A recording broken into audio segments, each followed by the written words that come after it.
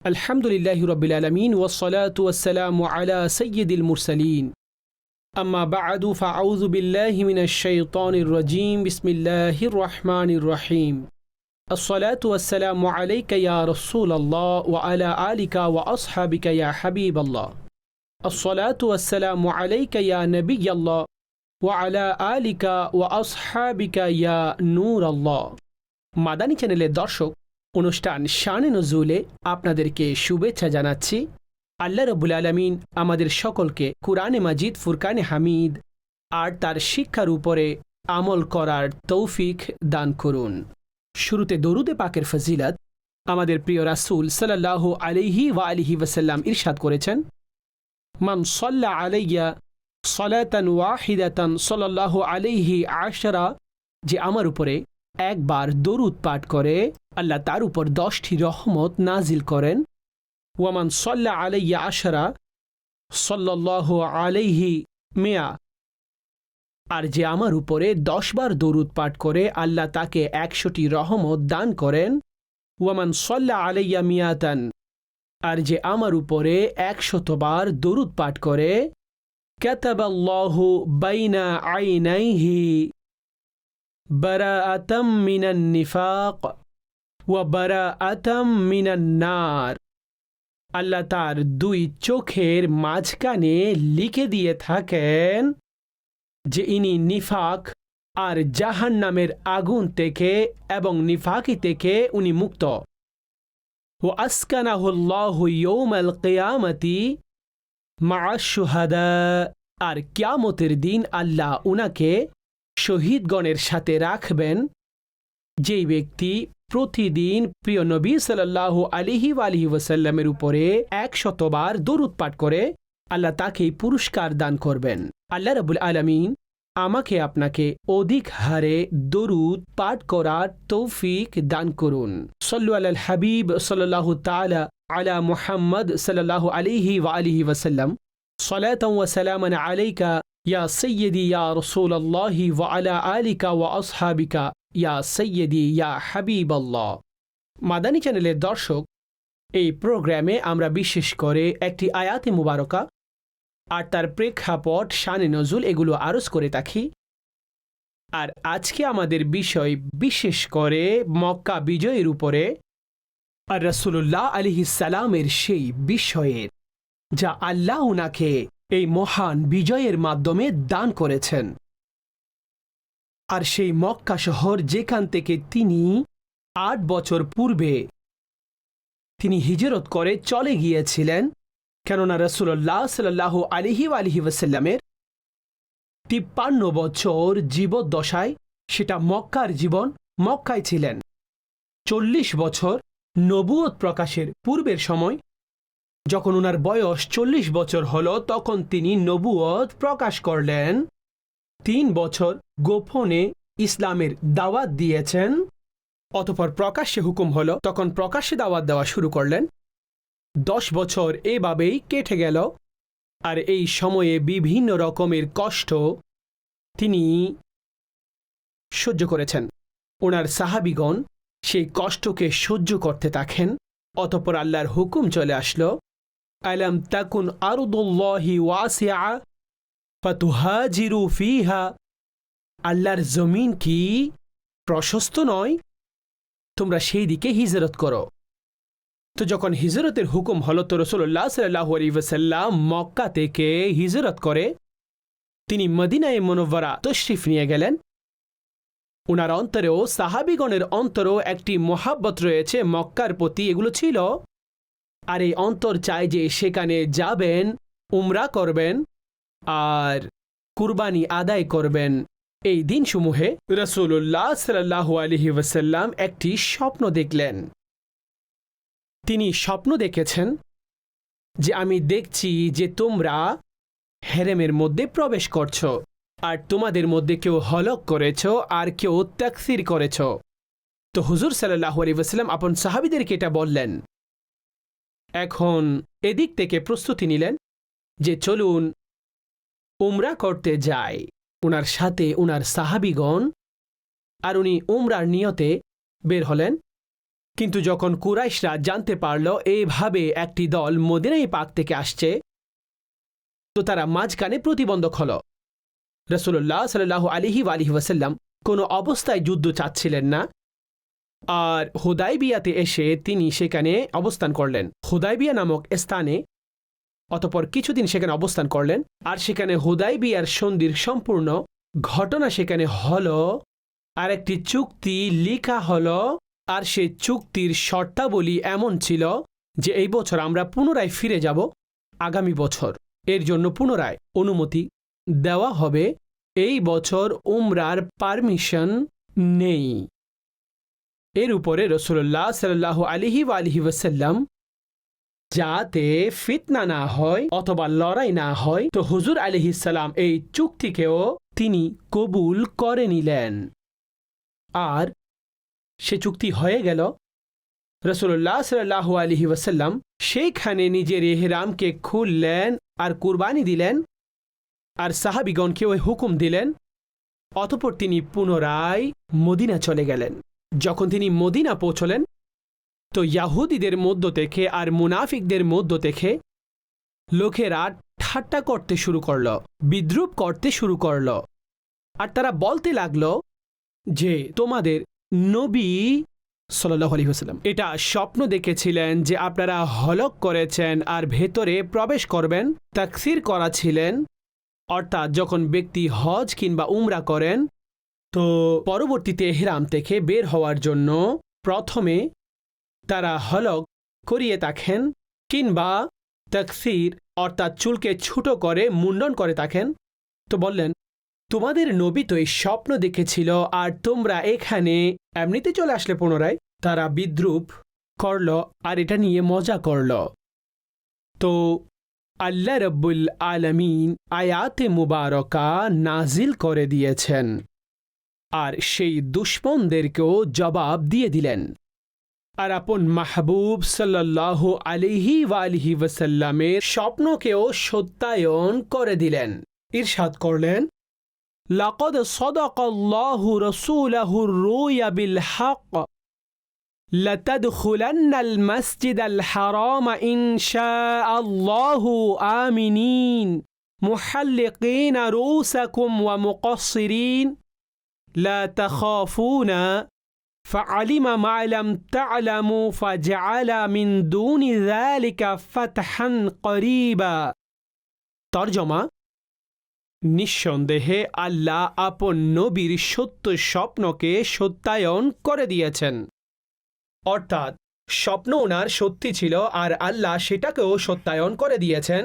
যদি আল্লাহ চান তাহলে তোমরা মসজিদে হারামের মধ্যে নিরাপত্তা সহকারে প্রবেশ করবে। আর অবস্থা কেমন হবে? বললেন তোমাদের মধ্যে কারো মাথা হলক করা অবস্থায় থাকবে, মাথা মুন্ডন করা থাকবে, আর কিছু এমন যারা তাকসীর করা অবস্থায় থাকবে। লা তাখাফুনা, তোমাদের কারো ভয় থাকবে না। ফাআলিমা মা লাম তা'লামু, তো আল্লাহ সে বিষয়ে অবিহিত যেটা তোমাদের জানা নেই। তো তিনি মক্কায় প্রবেশ করার পূর্বে একটি নিকটবর্তী বিজয় রেখেছেন। ফাজআলা মিন দুনি যালিকা ফাতহান করিবা, একটি নিকটবর্তী বিজয়ও রেখেছেন, এই সুসংবাদও দান করেছেন। এখানে এটাও বলে দিয়েছেন আল্লাহর জানা আছে, তোমাদের জানা নেই, অর্থাৎ তোমরা এটা বুঝে নিয়েছ সেই স্বপ্নের ব্যাখ্যা এই বছরেই ছিল। স্বপ্ন অবশ্যই সত্যি হবে, কিন্তু সেটা আগামী বছর সত্যি হবে। আর অতঃপর হুজুর সাল্লাল্লাহু আলাইহি ওয়াসাল্লামের সেখান থেকে পুনরায় ফিরে আসা আর উমরা করা ছাড়াই পুনরায় চলে আসা, এটাও অনেক বড় একটি নিরাপত্তার পায়গাম ছিল। আর তাদের যেহেতু ইসলামের পক্ষ থেকে একটি নিরাপত্তা এর পায়গাম ছিল, যদি সাহাবীগণ সে সময় চাইতেন আর রাসূলুল্লাহ সাল্লাল্লাহু আলাইহি ওয়াসাল্লাম হুকুম দিয়ে দিতেন যে আমাদের অবশ্যই যেতে হবে, তো সেখানে যত সংখ্যক সাহাবায়ে কিরাম আলাইহিম রিদওয়ান ছিলেন আর যে জজবা এবং আকুতি ওনাদের ছিল, আর যেভাবে তারা দ্বীন এবং ইসলামের জন্য এবং আল্লাহ রসুলের হুকুমের উপরে নিজেদের জানকে বিলিয়ে দেওয়ার জন্য প্রস্তুত ছিলেন, বরং এটাই সেই হুদাইবিয়ার জায়গা যেখানে উরওয়া বিন মাসউদ রাদিয়াল্লাহু আনহু, যিনি কুরাইশদের পক্ষ থেকে রাষ্ট্রদূত হিসেবে এসেছিলেন আর সেই দলের মধ্যে তিনি অন্তর্ভুক্ত ছিলেন, আর তিনি গিয়ে কুরাইশদের লোকেদেরকে আর কাফেরদেরকে বলেছিল যে আমি তো বড় বড় বাদশাদের কাছেও গিয়েছিলাম, আমি কাইসার কিসরার কাছেও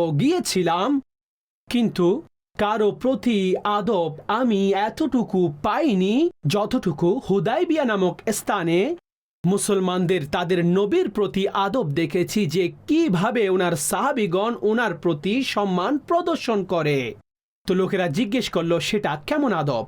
তো তিনি বলতে লাগলেন যে উনাকে সম্মান তারা এতটুকু করেন যে উনাদের নবী করিম সাল্লাল্লাহু আলাইহি ওয়াসাল্লাম থুতু মুবারক যদি জমিনে ফেলার চেষ্টা করেন তো তাদের হাত সমূহ তারা আগে বাড়িয়ে দেন। অর্থাৎ সাহাবায়ে কেরামের পদ্ধতি নবী পাক সাল্লাল্লাহু আলাইহি ওয়াসাল্লামের থুতু মুবারক ওনারা সম্মানের কারণে, মোহাব্বতের কারণে, ভালোবাসার কারণে নিজেদের চেহারাতে মাখতেন। তিনি উজু করলে তো ওনার সাহাবীগণ আশেপাশে চক্কর লাগাতেন। ধারণা এমন ছিল যে একটি ফোঁটাও যেন জমিনের উপর পতিত না হয়। রাসূলুল্লাহ সাল্লাল্লাহু আলাইহি ওয়াসাল্লামের শরীর মুবারক থেকে উজুর যেই পানিগুলো আলাদা হচ্ছিল, সাহাবীগণের চিন্তা যেন আমাদের হাতে পড়ে। তো যিনি পানির ফোঁটা পেয়ে যেতেন তিনি পেয়ে যেতেন, আর যিনি পেতেন না তো সেই ভাইয়ের হাতের সাথে নিজের হাতকে মাসাহ করতেন আর নিজের চেহারার সাথে মেখে নিতেন।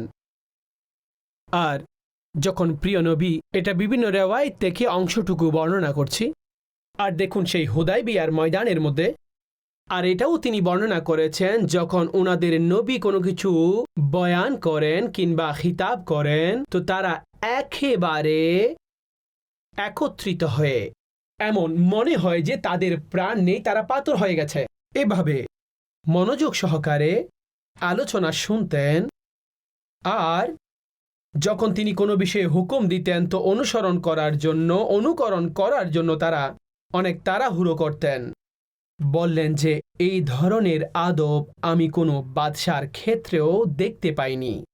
যতটুকু তাজিম এবং ইজ্জত রাসূলুল্লাহ আলাইহিস সালামের প্রতি ওনার সাহাবীগণ বজায় রাখতেন। তো এই ব্যাপারে আয়াতে মুবারকার মধ্যে বলে দিয়েছেন যে এই স্বপ্ন অবশ্যই সত্যি হবে, আল্লাহ এই স্বপ্নকে সত্যি করে দিবেন, আর স্বপ্নটি সত্যিই ছিল। আল্লাহ চাইলে অবশ্যই তোমরা সেখানে প্রবেশ করবে আর নিরাপত্তা সহকারে হবে। এই বছর যদিও বা না হয়, কিন্তু পরবর্তী বছর তোমরা অবশ্যই নিরাপত্তা সহকারে সেখানে প্রবেশ করবে। আর এখানে বলা হয়েছে একটি নিকটবর্তী বিজয়ের। মুফাসসিরিনগণ এখানে দুইটি কথা বলেছেন। কিছু সংখ্যক বলেছেন যে হুদাইবিয়া থেকে এসে খাইবার বিজয়ের ক্ষেত্রে মুসলমানরা খুব দ্রুতই বিজয় পেয়েছেন। তো এখানে যেটা বলা হয়েছে ফাতহান করিবা, এটা দ্বারা উদ্দেশ্য সেই খাইবার বিজয়কে বলা হয়েছে। আর কেউ কেউ এই ব্যাপারে এই বিজয় দ্বারা উদ্দেশ্য ফতেহে মক্কাকে করা হয়েছে। মাদানী চ্যানেলের দর্শক, এই ফতেহে মক্কা এটা একটি মহান এবং সেই সুন্দর ইতিহাসের অংশ যে ৮ বছর পরে অর্থাৎ হিজরতের ৮ম বছর ৮ হিজরিতে এই মক্কা বিজয়, এই মহান বিজয় রাসূলুল্লাহ সাল্লাল্লাহু আলাইহি ওয়াসাল্লামকে আল্লাহ দান করেছেন। একটু অনুমান করুন রমজান শরীফে এই মক্কা বিজয় ছিল, আর রাসূলুল্লাহ আলাইহিস সালাম কোন পর্যায়ের খুশি হয়েছিলেন, ওনার সাহাবীগণ কতটা খুশি হয়েছিলেন, যে ৮ বছর পূর্বে এখানকার লোকেরা কতটা পেরেশানি কষ্ট দেওয়ার মাধ্যমে আমাদের হিজরত করতে বাধ্য করেছিল। কেননা রাসূলুল্লাহ সাল্লাল্লাহু আলাইহি ওয়াসাল্লাম যখন হিজরত করেছিলেন তো তিনি ওনার ইয়ারেগার অর্থাৎ সিদ্দিক আকবর রাদিয়াল্লাহু তাআলা আনহুর সাথে যাচ্ছিলেন। তো যেখান থেকে হানায়ে কাবা তিনি চলে যাচ্ছিলেন, অর্থাৎ পাহাড়ের দিক থেকে অগ্রসর হচ্ছিলেন, আর দাঁড়িয়ে গেলেন এবং কাবার দিকে মুখ ফিরিয়ে তিনি এইভাবে বলতে লাগলেন যে হে কাবা, যদি আমার জাতি আমাকে বের করে না দিত তো আমি কখনো এই শহরকে ছেড়ে অর্থাৎ তোমার কাছ থেকে আলাদা হতাম না।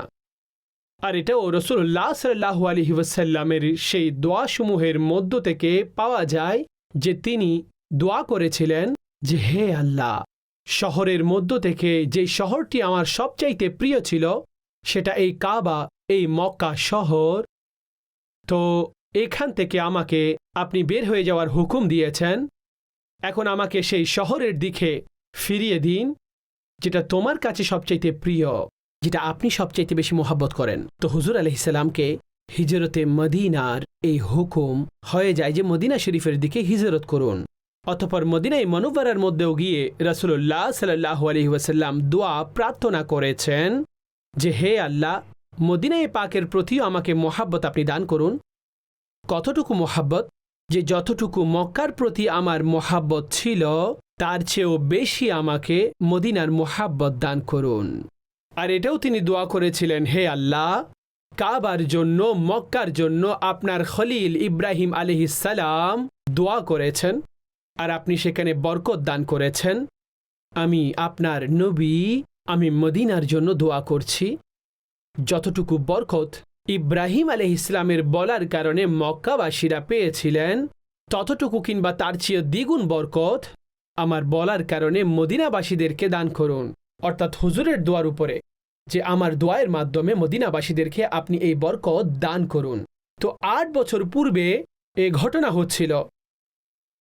অতঃপর মহান সেই দিন যে ৮ বছর মাত্র অতিবাহিত হয়েছে, রাসূলুল্লাহ সাল্লাল্লাহু আলাইহি ওয়াসাল্লাম ১০,০০০ সৈন্যবাহিনী নিয়ে মক্কায়ে মুকাররমার মধ্যে প্রবেশ করলেন। ওনার উটনির উপরে উনি উপবিষ্ট ছিলেন। কোনো কিতাবে ১২,০০০ লিখেছেন, অনেকে ১০ লিখেছেন, অনেকে ব্যাখ্যা করলেন যে ১০,০০০ মদিনা থেকে বের হয়েছিলেন, ২,০০০ অতিরিক্ত বিভিন্ন গোত্র থেকে সংযুক্ত হয়েছিলেন। তো ১২,০০০ সৈন্য উনি নিয়ে রওনা হলেন। আর এই ১২,০০০ সৈন্য কিংবা ১০,০০০ সৈন্য ওনারা মক্কায় প্রবেশ করলেন। আর এই শান ও শওকতের সাথে ওনারা মক্কায়ে মুকাররমার মধ্যে মহান বিজয়ের সাথে ওনারা কাফেলা প্রবেশ করছেন, এই সৈন্যবাহিনী প্রবেশ করছেন। আর কত বড় ইসলাম নিরাপত্তার ঘোষণা দিলেন যে যে এলাকা, যে গলিসমূহ সাহাবীদেরকে কষ্ট দিয়েছেন, রাসূলুল্লাহ সাল্লাল্লাহু আলাইহি ওয়াসাল্লামের জীবনকে কষ্ট দিয়ে বরিয়ে দিয়েছেন, সেই সমস্ত দুশমনও আপন ঘর থেকে বাহিরে বের হয়ে তারা দাঁড়িয়েছেন। আর তারাও দেখছে যে আজ আমাদের সাথে কি হতে যাচ্ছে। আর তাদের মধ্যে এমনও লোক ছিল যারা রাসূলুল্লাহ সাল্লাল্লাহু তাআলা আলাইহি ওয়াসাল্লামকে কখনো তারা পাথরও নিক্ষেপ করত, কখনো হুজুর সাল্লাল্লাহু আলাইহি ওয়াসাল্লামের চাদর মুবারক থাকলে তারা সেটাকে ফাঁদ বানিয়ে তা গলার মধ্য থেকে টেনে ধরার চেষ্টাও করত। সেই লোকেরা যারা ওনার আওয়াজ শুনতে পেতেন না, সেই লোকেরা মাযআল্লাহ ওনাকে বিভিন্ন উপাধি সহকারে, কখনো শায়ের, কখনো পাগল, কখনো অন্য উপাধিতে এইভাবে ডাকতে থাকত, ওনাকে কষ্টে নিমজ্জিত করত, ওনার সাহাবীদেরকে কষ্ট দিত। আজ তাদের চক্ষু বয়ের সাথে দেখছে যে আজ তাদের সাথে কি হতে যাচ্ছে। সমস্ত লোক দাঁড়ানো, কিন্তু রাসূলুল্লাহ সাল্লাল্লাহু আলাইহি ওয়াসাল্লামের অনেক সুন্দর ঘোষণা আর নিরাপত্তাপূর্ণ ঘোষণা, মহাব্বতপূর্ণ ঘোষণা, ইসলামের আসল পাইগাম তিনি সেই অবস্থায় দিয়েছেন। আর সে ঘোষণা এমন ছিল যার প্রতিটি শব্দ থেকে রহমতের দরিয়া, এভাবে বললে যেন মৌজা মারছে এমন ঘোষণা। যেই ব্যক্তি হাতিয়ার ফেলে দিবে তার জন্য নিরাপত্তা, যারা নিজেদের দরজা বন্ধ করে নিবে তার জন্য নিরাপত্তা, যারা কাবায় প্রবেশ করে নিবে তাদের জন্য নিরাপত্তা রয়েছে। হযরতে আব্বাস রাদিয়াল্লাহু আনহু বলতে লাগলেন যে আবু সুফিয়ানের ব্যাপারেও কিছু বলে দিন। তো রাসূলুল্লাহ সাল্লাল্লাহু আলাইহি ওয়াসাল্লাম বলে দিলেন যে আবু সুফিয়ানের ঘরের মধ্যে প্রবেশ করে নিবে তার জন্য নিরাপত্তা, তার জন্য নিরাপত্তা। ওনার নিরাপত্তাপূর্ণ এমন নিরাপত্তার এই ঘোষণা যে কেউ রক্তের একটি কণাও যেন কারো কাছ থেকে প্রবাহিত না করে। ঘরের দরজা বন্ধ করে নিলে নিরাপত্তা, কাবাতে চলে গেলে নিরাপত্তা, আবু সুফিয়ানের ঘরে চলে গেলে তার জন্য নিরাপত্তা। নিজের হাতিয়ার ফেলে দিলে তার জন্য নিরাপত্তা। আর এইভাবে রাসূলুল্লাহ সাল্লাল্লাহু আলাইহি ওয়াসাল্লাম মূলত প্রত্যেককে এইভাবে নিরাপত্তা দান করেছেন। আর হুজুর সাল্লাল্লাহু আলাইহি ওয়াসাল্লাম যখন তাদের দিকে দেখলেন, তাদের মধ্যে মায়া কাজ করছিল। কেন মায়া কাজ করছিল? কেননা সেই জালিম এবং সেই অপরাধীদের মধ্যে এমন লোক ছিল যারা ওনার রাস্তার মধ্যে কাঁটা বিছিয়ে দিয়েছিল। তাদের মধ্যে সেই বংশীয় লোকেরাও ছিল যারা বারবার হুজুরের উপরে আক্রমণ চালিয়েছে। সেই নির্দয় আর নিষ্ঠুর এমনও মানুষ ছিল তাদের মধ্যে যারা হুজুরের দাঁত মুবারক শহীদ করেছিল আর ওনার চেহারাকে রক্তাক্ত করেছিল। তাদের মধ্যে সেই নিষ্ঠুর বদমাশগুলো ছিল যারা সারা বছর জুড়ে অপবাদ, লাঞ্ছনা আর লজ্জাস্কর কথার দ্বারা সম্বোধনের মাধ্যমে ওনার অন্তর মোবারকে কষ্ট পৌঁছাত, সে লোকেরাও ছিল। সেই নিষ্ঠুর এবং পশুর মতো সেই মানুষগুলোও ছিল যারা হুজুর সাল্লাল্লাহু আলাইহি ওয়াসাল্লামের গলার মধ্যে চাদর পেঁচিয়ে মূলত টেনে ধরতে চেয়েছিল। আর এমন আমল করেছে তারা, এমন লোকও তাতে ছিল। তো কাফিরদের কাতারে এমন জালিম তারা মজুদ ছিল, এমন অন্যায়কারী, এমন অনিষ্টকারী তারা মজুদ ছিল। হযরতে হামজা রাদিয়াল্লাহু তাআলা আনহুকে শহীদকারী তারাও সেই কাতারে দাঁড়িয়েছিল, তারাও মজুদ ছিল। হযরতে সুহাইব, হযরতে হুবাইব, হযরতে যায়েদ বিন দাসনা, হযরতে হাব্বাব, আম্মার, বিলাল রাদিয়াল্লাহু আলাইহিম আজমাইন, তিনি সেই ব্যক্তি যাকে দৌড়া মারা হতো, যাকে বিভিন্নভাবে অত্যাচার করা হতো, তাকেও কষ্টদাতা সেখানে মজুদ ছিল। তারা সবাই মিলে দেখছিল যে এই 10-12 হাজারের একটি দল মক্কার মধ্যে চলে এসেছে, আর তো আমাদের কল্যাণ হবে না। এখন তো আমাদের মাংসগুলো কেটে কুকুরকে খাইয়ে দেওয়া হবে, আমাদের শেষ করে দেওয়া হবে, নাস্ত নাবুদ করে দেওয়া হবে। তারা চিন্তামগ্ন যে আমাদের সাথে কি হবে। রাসূলুল্লাহ সাল্লাল্লাহু তাআলা আলাইহি ওয়াসাল্লাম ইরশাদ করলেন, বলো তোমাদের কি জানা আছে আজকে আমি তোমাদের সাথে কোন ব্যবহারটা করব? তোমাদের জানা আছে? তো এই কথায় তারা তো আরো বেশি শঙ্কিত হয়ে গেল, কাঁপতে লাগলো। আর তারা বলতে লাগলো, আখুন করিমুন ওয়া ইবনু আখিন করিমিন, করিম ভাই আর করিম ভাইয়ের সন্তান, আপনার কাছে অনুগ্রহের আরজি, অনুগ্রহ করুন। আল্লাহু আকবার। রাসূলুল্লাহ আলাইহিস সালাম তাদের জবাব শোনার সাথে সাথে তো আপন অনুকম্পা তাদেরকে প্রকাশ করলেন। তিনি ইরশাদ করে দিলেন, লা তাসরিবা আলাইকুমুল ইয়াওম ফাযহাবু আনতুমুত তুলাকা। বললেন, আজ তোমাদের কাছ থেকে কোনো বদলা কিংবা কোনো অভিযোগ নেই তোমাদের প্রতি, যাও তোমরা সকলে মুক্ত, তোমরা সকলেই মুক্ত। বাস এই দয়াশীলতা, এই শব্দ, এই বাক্যগুলো শোনার অপেক্ষায় যে সেই কাফেরগণ কালিমা পড়ে নিল, আর সেই কালিমা পরে হুজুর আলাইহিস সালামের দামানে ইসলামের মধ্যে চলে আসলো, উনার হাতে মুসলমান হয়ে গেল আর উনার ওই অনুসারী হয়ে গেল। মাদানী চ্যানেলের দর্শক, হুজুর আলাইহিস সালাম এমন নিরাপত্তার দাওয়াত দিলেন যে যারা জানের দুশমন ছিল তাদেরকেও তিনি ক্ষমা করে দিয়েছেন, ক্ষমা করে দিলেন, আর তারাও মুসলমান হয়ে গেলেন এবং উনার প্রকৃত আশিক হয়ে গেলেন। কতই না করিম আকা সাল্লাল্লাহু আলাইহি ওয়াসাল্লাম, যে তারা তো প্রথমে দুশমনদের কাতারে ছিল, কিন্তু যখন মুসলমান হয়ে গেলেন, কাবার চাবি যার কাছে ছিল তাকে ডাকা হলো, তার মাধ্যমে কাবার ভেতরে গেলেন, মূর্তিগুলো সরিয়ে ফেলা হলো, আর রওয়ায়েতে এসেছে তিনি নামাজও আদায় করেছেন ভেতরে।